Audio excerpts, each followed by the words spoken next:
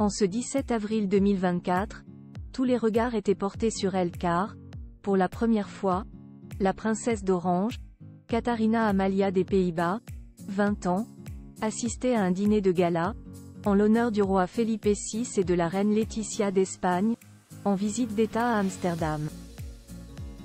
Volant la vedette à ses parents, le roi Willem-Alexander et la reine Maxima, dans sa resplendissante robe longue bleue barrée du ruban blanc et or de l'ordre d'Isabelle la catholique conféré par le souverain espagnol.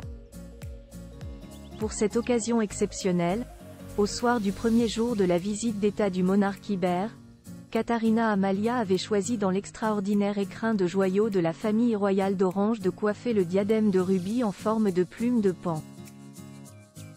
Publicité menacée par les cartels de la drogue soudain, lors du toast porté par le roi Willem-Alexander en l'honneur de ses hôtes, ce dernier remercie le roi Felipe pour sa touchante preuve d'amitié dans une période difficile, celle d'avoir pris soin de sa fille Catharina Amalia lorsqu'elle vivait à Madrid.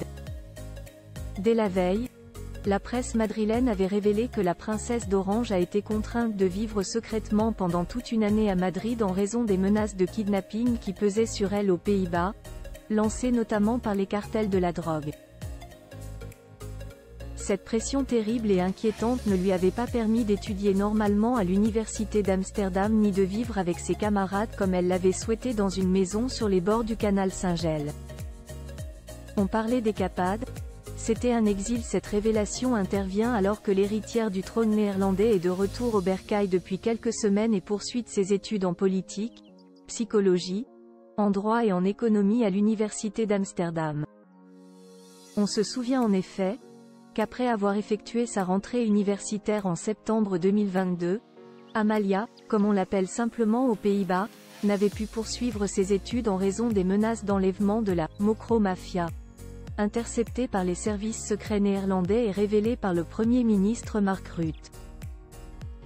C'est donc dans le plus grand secret que, pendant un an, la princesse d'Orange s'est exilée loin des siens à Madrid, où des photographes l'avaient pourtant surprise avec la reine Maxima faisant du shopping.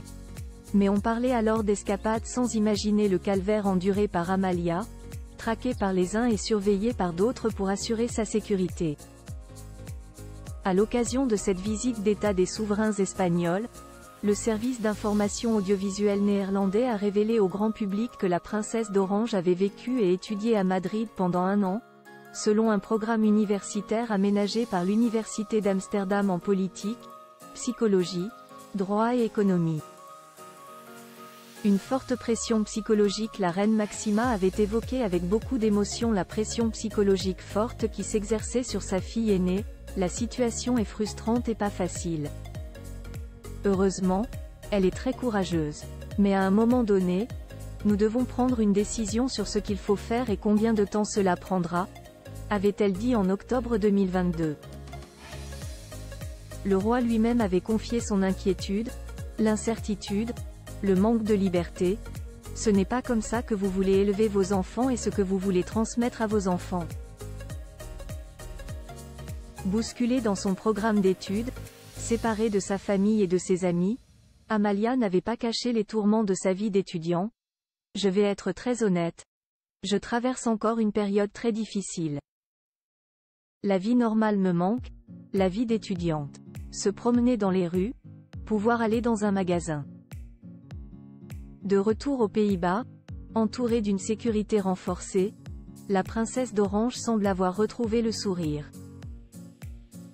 D'autant qu'elle a pu échanger avec ses voisins de table dans la langue de Cervantes qu'elle maîtrise désormais parfaitement.